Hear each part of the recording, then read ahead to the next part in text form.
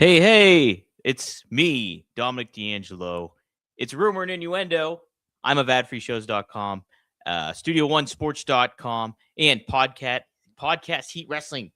Dang it, I screwed it up. Damn it, Dom. Robert is not here again today. He did have a work-related issue that he needs to work out. So you're stuck with me yet again to cover AEW Dynamite and any other breaking news that goes on this fine program. Let's say hi to some folks in the chat here real quick. We got Willie Thornbrew say, there's nothing good on television on Thursday nights. Can you recommend something to binge on Netflix or perhaps a good audiobook? And then Cami Star chimes in and says, come on, Willie, give TNA on AMC a chance. Hey, she's got a point, I think. Just a really bad start, I think, though, for TNA in regards to that premiere show. I gave it a B- when I got done watching it because I was just like, I like the AJ stuff showing up. I thought, he did what he was supposed to do there. Top of it, too, I thought the promotion of the history of the championships and titles and the company in certain ways was well done. I thought, Frankie Kazarian versus Mike Santana was good. Santana winning the championship was good. But there were some, in reflection, there were some major missteps, I think, in what they could have done to present the show. So I'm kind of with Willie, but I'm also with Kimmy. Give it a chance. She says that last week was got to give grace for first night jitters. So I'm kind of with Kimmy on that one. But as far as anything on Netflix to recommend, I don't know. I don't really watch a whole lot of Netflix besides Raw. Goodness. I'm trying to think what Nash Kev watches a lot of Netflix stuff, and he's always got some good recommendations. And I'm trying to think shoot. I wish I could think of it. He's got some good recommendations. Hey, tune in to Click This tonight. And maybe Kev will give you some recommendations. If you join clickthisTV.com, you can ask Kev that question, and he'll be happy to oblige for that, for sure. ClickthisTV.com. We go live at 7 p.m. for the Click This TV members.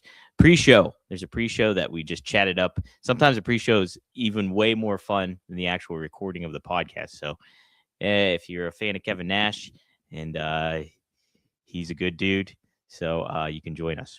All right. Let's say hi to some other folks in here. Triple E says, what's up? What's up, Triple E? Good to see you in the house, in the his A. We got Dre Owens saying, hello, R&I, live from the Arctic Tundra known as PA. Swerve vs. Kevin Knight was really good. Let's see how TNA does. Yeah, we'll talk about Swerve vs. Kevin Knight. Jeff Henninger says, hello, R&I. Glad to see we're back on the regular scheduled time. Kind of, right? I wasn't late today. I wasn't too late today, was I? Wrestling Old Head chiming on in, my R&I people. We meet again. And then AEO says Devin Dowling. So we got some good people tuning in today. So shout out to everybody. I guess Dre did call me out. Wonder if Dom is late due to him watching the Masters of the Universe trailer. Hey, I gotta come clean here. I was never really a He-Man fan. Like maybe for like a cup of coffee when I was like 3, but like never got into the He-Man lore. That was a little before my time. A touch before my time. Like big into Ghostbusters and Ninja Turtles. So that was my wheelhouse other than He-Man. So He-Man was like a early arrival for me. All right. Let's see. Boy, we could chat it out. I could just answer all these questions in the chat right now, and that'd be basically the show. But let's talk about Dynamite. And yeah, so mixed bag for me, to be honest, I will say. I enjoy a lot of different aspects about the show and some of the talent there. But like, I just keep finding some sort of issue with a little bit of everything that they do in certain aspects, I guess. Not that to say it's a bad show or to that it's like not a fun show to watch in certain ways, but there's a lot of stuff that's not necessarily my type of wrestling. And obviously wrestling is a subjective art form, so people like their wrestling in different manners and ways. But I don't feel like I'm getting enough of what basically keeps me entertained and engaged. So these matches were great yesterday. Like Samoa Joe versus Mike Bailey was awesome. I enjoyed a lot of that. It was long though.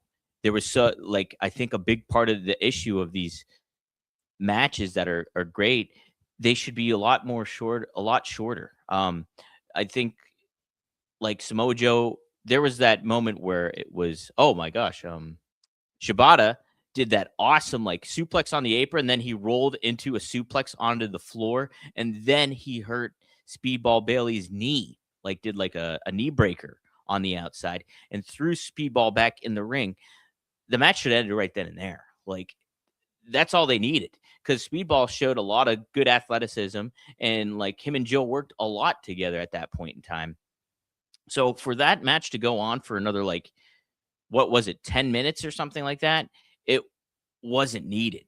Um, I get some of the aspect of trying to fill time, but why not fill time with personalities and people to get the audience familiarized with them? For example, we talked about Jordan Oliver and Alec Price. Uh, yes, Alex Price. Alex Price, is that right? Yes, I am right on that, aren't I? Yes, I am right. And how I wanted them to give context to who they were and what they were about and why they are here. I want to make sure. Okay, I thought maybe Robert was texting me, but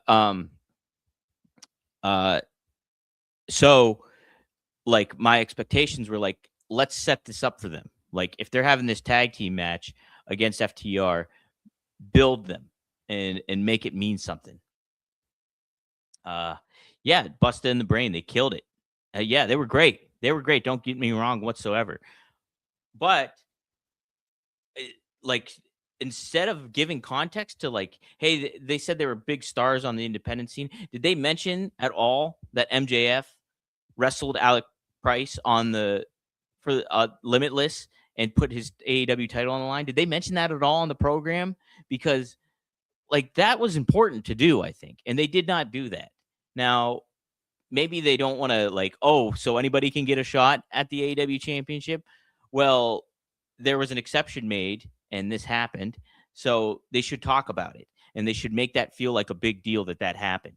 And when you do that, you make these newcomers feel like a bigger deal than what, they are. Than Tony Schiavone was the one who gave history to these people, but specifically Jordan Oliver, saying that he knew Jordan since he was like about 16 or 17 early on in his wrestling career.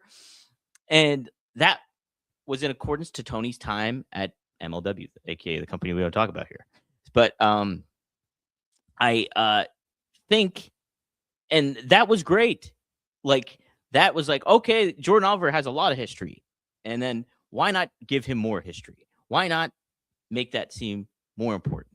And so they went toe to toe with FTR. They got put over on commentary, which credit to that, but they lost. They lost as newcomers. And then I saw that they did a social media post after the fact where there was like an exclusive backstage kind of moment with Oliver and Price. And like, I was trying to keep looks at, and like it got like something like a over 200 and something retweets and stuff like that. It's going to a smaller audience. This is what's frustrating about it. The matches are great. They're too long. Fill your time up with backstage segments and those social media posts that you do to give context and history to your wrestlers, to associate them with your viewing audience. Like the wrestling can keep you engaged, I think. And like it certainly can if it's great and if it's fun, like Samoa Joe and Speedball. But if it goes too long, you lose me. And I didn't immediately, but I felt myself getting lost after that didn't finish the match. Like when Samoa Joe, there was like false finishes after that. Where it's just like, this is unnecessary. Great matches, too long. Give me more content that makes a complete pro wrestling product. Okay, you have the athleticism, you have the talents in the ring. I want to see the talents outside of the ring and know them and like associate with them and connect with them. Because that's a key component to all of this. And so Um, I thought that was an ongoing issue throughout the show and program. Um, Same thing with Kenny Omega and Josh Alexander. Okay, you had this moment where Josh Alexander went out to kind of gloat to Don Callis, and I was like, man, what a great opportunity that is for like. So Kenny hits him with the, oh my god, what's the knee thing he does? I can't remember the name of that, but he does the knee thing to him, takes him out, boom, hits him with another move in the ring. Great moment to finish the match. Nope, Josh Alexander kicks out, and then later on he gets the loss. And so it does not put these guys or gals in the right light when you have it go a little too long and like you don't have a little bit more story behind it. I've been really yesterday I was a huge advocate for Josh Alexander getting a more prominent push. And there like that could have been an opportunity for that to happen. Whereas like you give him the knee, he gets pinned by Kenny, then Josh can get angry at Don Callis for distracting him after the fact. You show tension, more further tension in the Don Callis family, because let's be honest, what is going on with the Don Callis family and what is going on with the Death Riders?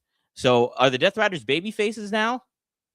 That's how they're positioned last night, at least in that match, in that street fight. Whereas the deck was stacked against the Don Callis family in that street fight. There was more Death Riders involved than there were Don Callis family members, and Don Callis family has a whole bunch of members that could have overpowered the Death Riders. That didn't happen in this match. The good guys overpowered the bad guys with the numbers advantage. And I don't mean to trash this because there was some fun aspects about it, and I will talk about that in just a second. But like that this is where are we going to align here? Because guess what? During that tag team match that FTR had with the Pierce and Oliver, they were hyping. Stoke was hyping up Doyle and Davis in almost like a babyface manner. Like these are the baby faces you're going against next is Doyle and Davis, and they're part of the Don Callis family. What is going on? Please, somebody explain some of this to me. Make this make sense. Do they want to create these gray areas? Because if you're creating these gray areas, you're not making them one way or the other where I can really latch on to and like root for the baby face and boo the heel. I mean, some people go the other route, but that's fine. I want a distinct good guy, bad guy aspect. And you're getting this like a fruit basket of like different stuff in factions that just frustrate me, because it's just like John Moxley's kind of in this good guy role, and now all the Death Riders relatively seem in this good guy role, except Marina Shafir, who choked out Tony Storm on the outside with the mother's milk. And by the way, that mother's milk, I understand why it's called the mother's milk if you look at the positioning of that move. I get it. I never really like paid attention to the mother's milk finisher until last night, and I was like, okay, well, I guess that kind of makes sense of why it's called that. But like, just so much confusion with who's who, where they aligned, what is going on. Like, it's just there's not a clear cut kind of thing, and like wrestling, in my opinion, and I think in the ultimate benefit of your product, there should be distinct bad guys and good guys. Okay, it's because wrestling is simple storytelling. Simple good versus evil. Okay, somebody root for, somebody boo for. That's where a lot, like, if you're walking this in between line of love and hate, you're not really loving and you're not really hating. You're like, what is going on? So what I did like now about, if they really lean into it, of John Moxley being this babyface, John Moxley is great. Like I'm not a fan of the glass stuff and the barbed wire. Just kind of just feels super duper unnecessary, and just feels like, okay, this is John Moxley's. But his after the stuff where he gets near Callis on commentary and looks like he's gonna chat in the headset, but instead Marina holds the microphone for him. Like, he kept it simple and short, kind of like what they should do with these matches. And so, like, yeah, it was a good show, I thought, but there was just some stuff that just still left me frustrated ultimately because what is going on? Tell you what, they did give me incentive to tune into Collision, and here's why. Austin Gunn and Billy Gunn teaming up. I am a huge Billy Gunn mark and have been since he went solo. Actually, I love the New Age Outlaws, but when he shout out to Road Dogg, but when he went solo and was the one Billy Gunn, my goodness, big time mark for the one Billy Gunn. And so anytime Billy Gunn is on my television programming, I think it's a cool thing that they're undefeated as a tag team and they're going up against, oh my God, who are they fighting? It's a team they're probably going to lose to. Oh yes, Kyle Fletcher and Takeshita. So unless there's tension shown between Takeshita and Fletcher, or maybe Okada interferes, then maybe they have a shot. But I would love it if the Guns won because build your tag team division. And how about you make some distinct baby faces and heels here too at the same time? Because it is drive that is just one thing that kind of drives me nuts about this show. Is just like who is lining up with who here? What is going on? Oh, Devin Delling says happy birthday to Road Dogg's old partner K Quick. Road Dogg and K Quick get rowdy. Shout out to our truth. Collision seems to be very loaded. Yes, it does.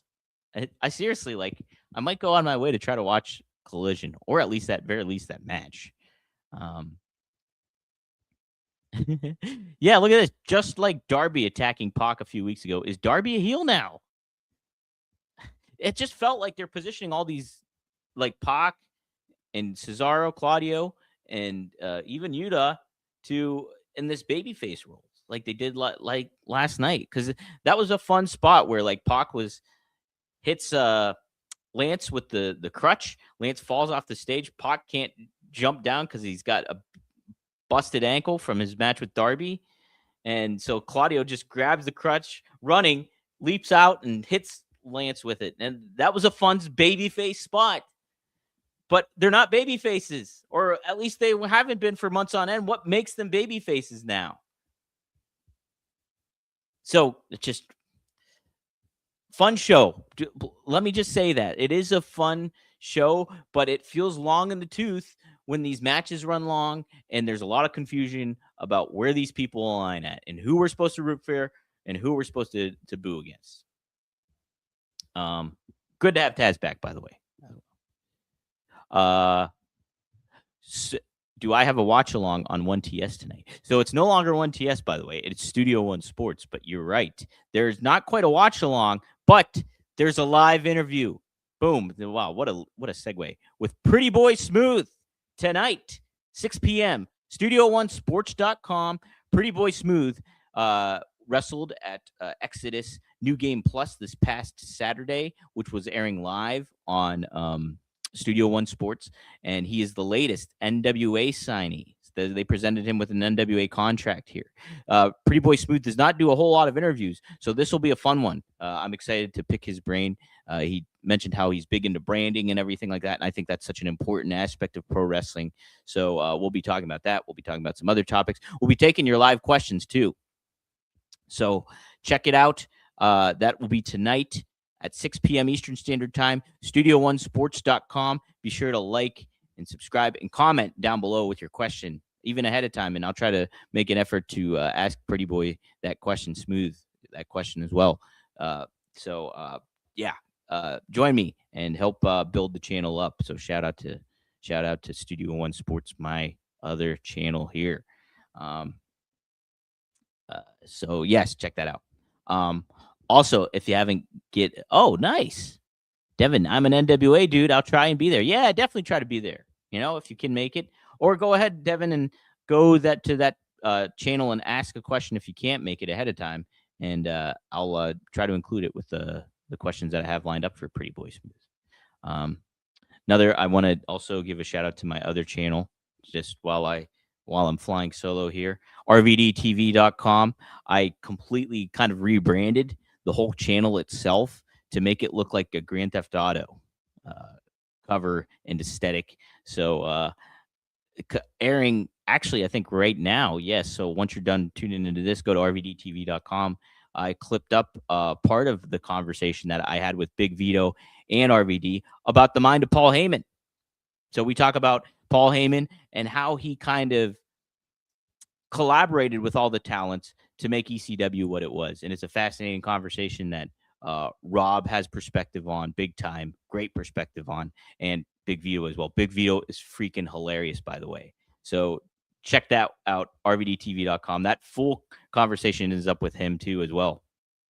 And he busts my balls a whole lot on there. Vito does. He's great. Yeah, seriously, one of the funniest episodes we have done. If you have not heard his Nunzio impression, my goodness, you have to. You have to. He tells two different stories.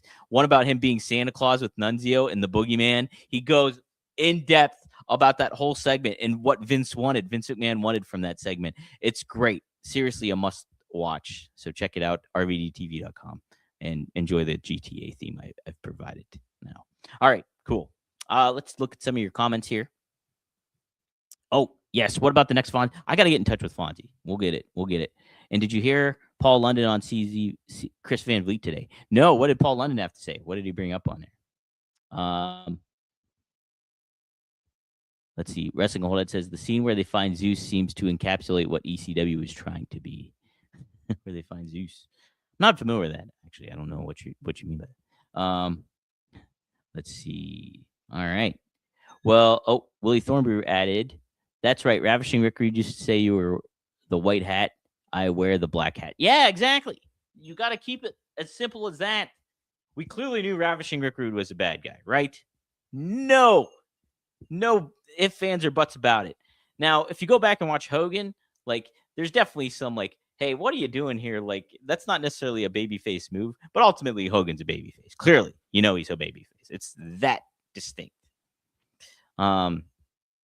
So, yes, trying to think if there's any other major takeaways that I had from Dynamite. No sign of the Young Bucks, right? Didn't see the Young Bucks on there. No Eddie Kingston. Frustrating. No Mark Briscoe, right? Trying to think what else. We did have like the little in between with Jet Speed and Hangman. And I thought that was cool. Like, it's baby faces helping each other and being the trios together. So I guess that's nice. So yeah, I mean, trying to think if there's any other other takeaways that I had from that show. No, not really. Not really. I mean, it was a fine show. The crowd was into a lot of it, so that's good. Did not know that that Kenny lived in Orlando. Also, I made a obscure Tony Orlando reference in the title last week, and I meant to shout out tie a yellow ribbon around the old tree, and I totally forgot. So my apologies to Tony Orlando for yesterday. Let's see. How many defenses has Mark Briscoe had since winning the TNT title? I know. Like, shouldn't that be your TV championship, basically? Like, have him. No Ricochet last night either, right? Did not see Ricochet. This is stuff that they have to do. Instead of having such these long matches that, are good, but ultimately don't keep the fans engaged, your casual audience engaged, you have to fill the gaps in with intriguing segments and confrontations and, interviews or whatever. Like, this, it's what's missing. You're filling up so much of this time with the wrestling and not with the characters. Trey Owens thinks that Mark Briscoe has only had three title defenses. I cannot check that right now. Triple E follows up with Paul London. Paul London held nothing back about people he worked with, and WWE seemed to be grumpy about the stuff he went through, and seemed to be grumpy and WWE seemed to be grumpy about the stuff he went through. So yeah, Paul London. Yeah, he doesn't pull any punches. It seems. I've never interacted or interviewed him before. He'd be an interesting one. Check that out with Chris Van Vliet, I guess then. Um, it's only two, says Dre Owens. He's defended against Danny Garcia and Hechicero. Both heels, right? We think. Uh, so, huh. Yeah, I don't know. I don't know how to feel about like Dynamite gives you some good stuff, but at the same time too, there's so many missteps that you don't like. Also, it's weird how the wrestling cycle works. Um, AEW tries to be the alternative to WWE, but then I noticed that they just do so many of the stuff that we criticize the older WWE for, the 2019 WWE for, is like uh kind of just like follow up with talent. That's what WWE's huge issue was, like with Vince, is like there would be no consistency with your talent week in and week out, and it would just be, oh, we're going on Vince's whim about what he feels about the Retribution, or what he feels about Aleister Black, or so on. Name any wrestler basically at that point in time, and you can kind of hit something. And then I also noticed, yes, so when I saw the graphic for the Billy Gunn Austin Gunn match, I noticed that the tag team, they just merged their names together as their tag team. And what a trope that was for WWE back then. Is like, you're pairing people up, let's just call them something that they both have in their name. So the Proto Sheeta, I think it was, is what they were called, Proto Sheeta. Like, come on. Come on. Help this. Deuce, just call him Fletcher and Takeshita. We don't need a name. I don't know. It's just like, how do you not learn from the past? Not just in wrestling, but in history. You see how polarizing politics and everything was. Like that one guy on X yesterday chimed in with about Saudi Arabia and the United States. It's just, you see how do we not learn from history? How do the people in power and that have control or authority over something do not learn the mistakes from the past? And it's so mind-boggling to me. Oh, good. Briscoe is defending next week against El Clon. They called him El Clone. Is it Clon or Clone? I thought they were called Clone. I don't know. I don't know. Tony Gong also mentions he's not a fan of the current tag team naming methods either. Like, give some cohesive funness to it. Have them wear the similar outfits. If they're going to be a tag team, have it be called a tag team name. Like Jet Speed's kind of like, it kind of works. It does. But like, if you're going to have a tag team, make it a tag team for Pete's sake. Let's have something happen. All right, let's check the dirt sheets real quick. I haven't even looked at anything until I just watched Dynamite. That's all I did. Collision is canceled, everybody. Did you know that because of the storm? Let's see. A winter storm in Texas has led to the cancellation of AEW's Collision taping in Arlington, with the episode now being taped in Orlando for safety reasons. Oh, I guess it's just the location of it is canceled. So I guess they taped it in Orlando. So we're good. We can still see Billy Gunn. Everybody. Oh, did you know this? Ciampa has filed two new trademarks to the U.S. Patent Office. Psycho Killer and Psycho King. So get ready for that, everybody. He is 40 years old, just like me, when he joined the 2015 developmental system of WWE. Man, isn't it weird to think that he's been with WWE for 10 years? That feels like 2 years in the past, right? 2 years felt like an eternity when you were like in the Attitude Era. It really did. Like, it really did. Wrestling moved at a much slower pace for that. So,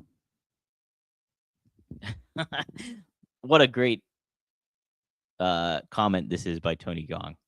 Imagine what Strikeforce would have been named today. Martena. What a horrible name. Please just give us tag team names, same outfits. It is not that hard. All right. Can we be creative? Even if you can't be creative in today's world of AI, type in some tag team names that might make sense for certain wrestlers and do it that way. I don't, at this point, just do something different. Like, come on. It's just, what can we do? How is Razor that noisy during the shows recently? Because I don't think he has been. He's been relatively tame for the most part. He's over by the window though right now. He's looking at me. Hello, Razor. He's looking over. All right. So interesting stuff when it comes to Ciampa and his trademarks. Collision is still on, everybody. It's just happening in Orlando. Oh man, this will be a good topic to cover with RVD. Is what Jericho had to say about ageism. It's not a death sentence to be in your 50s. It really isn't. Oh, did you hear Razor? Hey, Razor. Hello. Want to say something? Checking out the microphone. He's not saying anything. All right. We'll cover this one. Actually, let's get to this one first, and then we'll close out with this TNA, interesting TNA kind of update. Rusev has been missing from WWE, and why is that, everybody? Rusev's absence from WWE programming is a deliberate creative decision by WWE to preserve his presence and make his eventual return more impactful. Following the belief that talents not actively involved in the storyline should be removed from television and avoid overexposure. Hey, I mean, less is more. If it's deliberate, if you're doing this deliberately, removing them from television for this reason, to make them feel different and bigger when they return, I'm okay with that. But like what happens often than not, particularly in AEW, WWE can be guilty of it sometimes too, but specifically more AEW is they take people off television because they don't think about them. Or they don't have the attention to detail to make it make sense. Okay, maybe they're considering them and we just don't put them on the show, but you got to connect the dots here. So, trying to see. According to PW Insider, this was the Bulgarian Brute absence is a deliberate creative decision by WWE, not the result of injury or disciplinary action. Okay, I'm totally fine with that, and especially somebody with like Rusev, bro.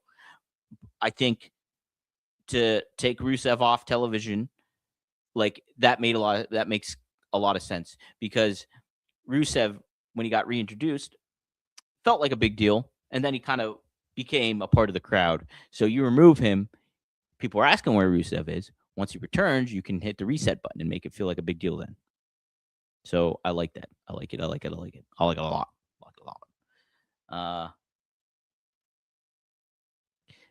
By the way, how old is Razor the Void Kitty? Razor, I got him in 2022, May of 2022, and he was 1 year old. They told me when I got him, and so 2022 would make him 20. So about 5 years old. Poochie, Marty, as we know Poochie as, is with Robert. So Jennifer V, she also says, haven't heard Razor. Okay. Yes, he's around. So, okay, what's my opinion on Unreal? I'll talk about this here real quick.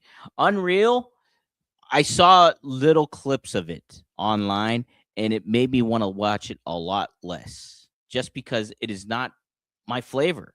I don't care about the ongoings backstage, and I don't want to see how the bread is made. I just want to see what's on television. I don't want to know the ins and out or what WWE presents as the ins and outs. I just give me the wrestling product. So even seeing like I think LA Knight, was talked to or something, and then Io Sky leapt in the arms of Triple H and certain aspects. Like I don't care. I don't. It is not what I tune in for wrestling. I want to tune into wrestling as an escape. I don't want to see that behind the scenes kind of stuff unless it's just like it's with like people from yesteryear. I don't. You're presenting these people as characters and personas.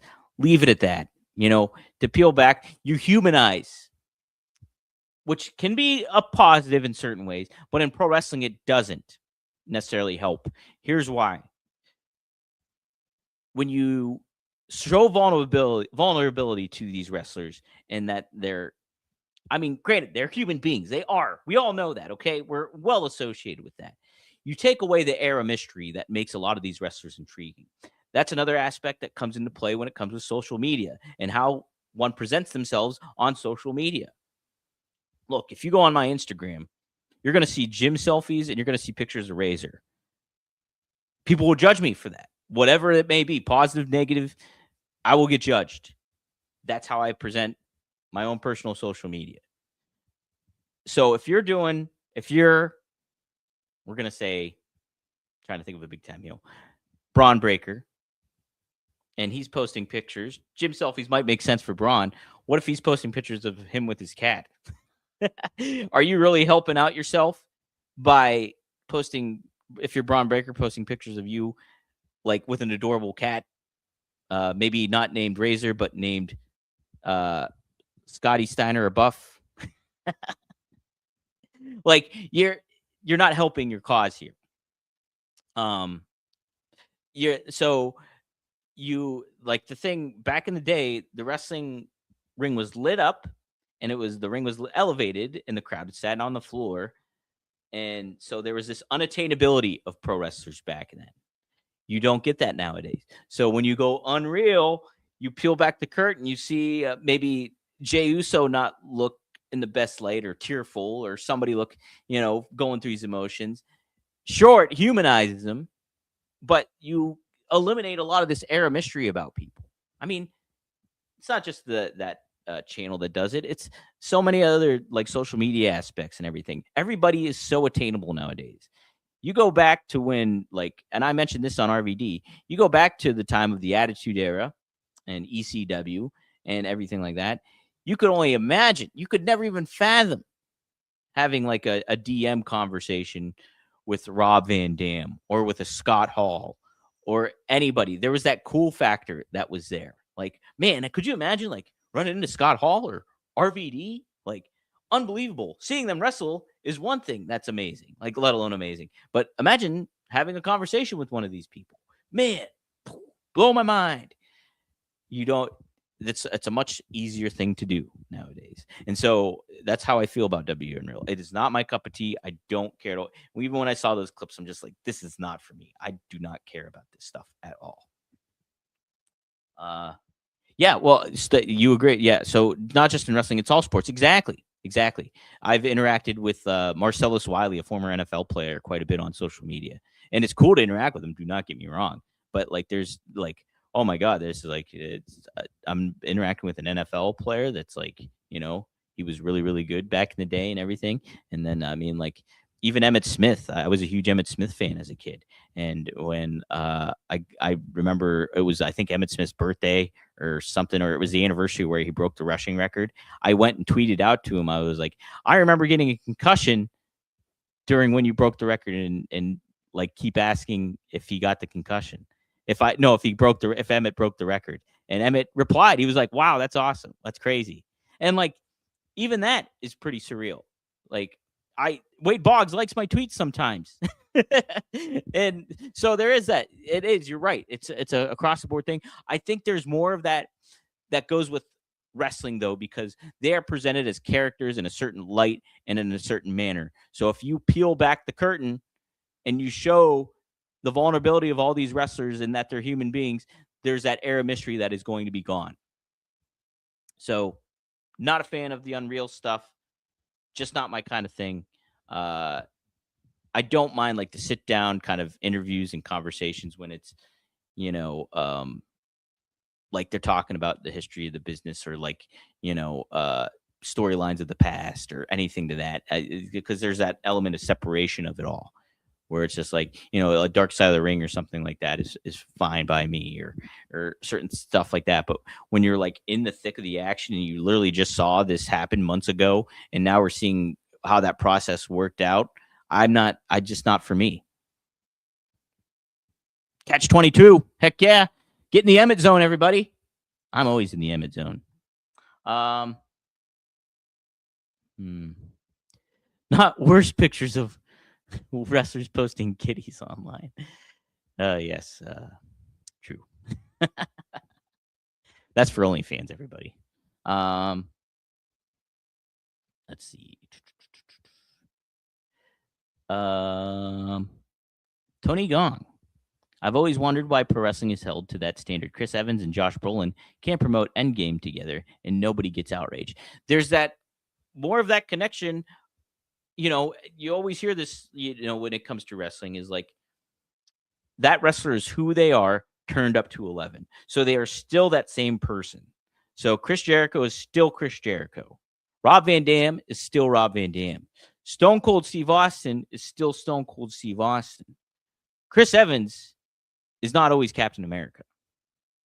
So there's that kind of separation of it all. Wrestling is its own unique atmosphere that has these parameters. I think that some wrestlers are cagey enough and willing enough, have the fortitude enough to keep that air of mystery about them. Austin's separated enough that he doesn't necessarily need to do the Stone Cold stuff. He can turn on the Stone Cold stuff because guess what? He's shown you that he is Stone Cold. You know what I mean? So he can post pictures of Macho and Poncho and his dog too. And, you're still like, that's Stone Cold. And that's kind of awesome that Stone Cold likes cats. Maybe I'm biased because I'm a cat fan. But I just don't think right now, Braun Breaker's in the thick of the action. Him posting pictures of him holding a hypothetical cat named Buff Bagwell would not be conducive to the storyline currently going on. I won't post that Triple E because you always got to believe in Cena. I've never seen The Losers, actually. Chris Evans is more like his character from The Losers. First thing I saw Chris Evans was in a Not Another Teen movie. All right, I guess that'll do it. I think we covered a lot of good ground today. Maybe if I remember, I'll try to save that TNA article for tomorrow after when we talk about TNA. I won't do a live watch along, I don't think, tonight with TNA. Because guess what? I'll be live with Kevin Nash. If you want to join in at 6:45 or no, 7 p.m., clickthisTV.com. Sign up now, become a member. You get a lot of cool perks. You get 20% discount on the Click This shop. You get to interact with Kev. You get priority to ask questions to Kev. You can live in the chat, and Kev will answer them. Not only that, but yes, you get to access to the pre-show and somewhat post-show too that we have. We sometimes do a little post-show too. So if you're love Kevin Nash and just love that kind of fun conversation that's not always pertaining to wrestling, join us tonight. Glad I put that over. I never really put the Click This TV over on here. But I'll put all you guys over. Thank you all for tuning in, from Dre Owens to Cammy to Triple E to Devin to Wrestling Old Head to Stars on Sports with a great question to Tony Gong, who made the comment of the day. Am I missing Willie Thornbrew as well? So, and anybody new tuning in, feel free to add comments if you're kind of apprehensive or you haven't really engaged with comments and you want a question answered, or you want just to give your opinion, please post it and let me know. And I'll be happy to invite. Robert should be back tomorrow. Hopefully he will be. You never know. But that's the game plan. But you can catch us every Monday through Friday on a plethora of channels and outlets, including the Ad-Free Shows YouTube channel, the Podcast Heat YouTube channel, the Oh You Didn't Know YouTube channel, the Rumor and Innuendo YouTube channel. And you can also catch us at the WWE Creative_ish X account. That's Robert's X account. And you can catch it at the Dominic D'Angelo X account. That's my X account. SEScoops.com X account. And at Podcast Heat X account as well. So, okay. Well, I'll tune into TNA. We can talk about TNA. Join me again live tonight, 6 p.m. Pretty Boy Smooth. The latest NWA signee. Ooh, Razor. I wish I could show you Razor right now. Maybe I can't. Hold on. Razor. Hold on. There he is. He's looking at his taco. There he is. Razor Boy. All right. That was a very small interaction with Razor, but Razor nonetheless. All right. Thank you all for tuning in. I'll see you next time here on Rumor and Innuendo. Best of luck in your future endeavors. And stay warm out there if you're in Pittsburgh, because it's actually not bad. So you can stay warm. Shh.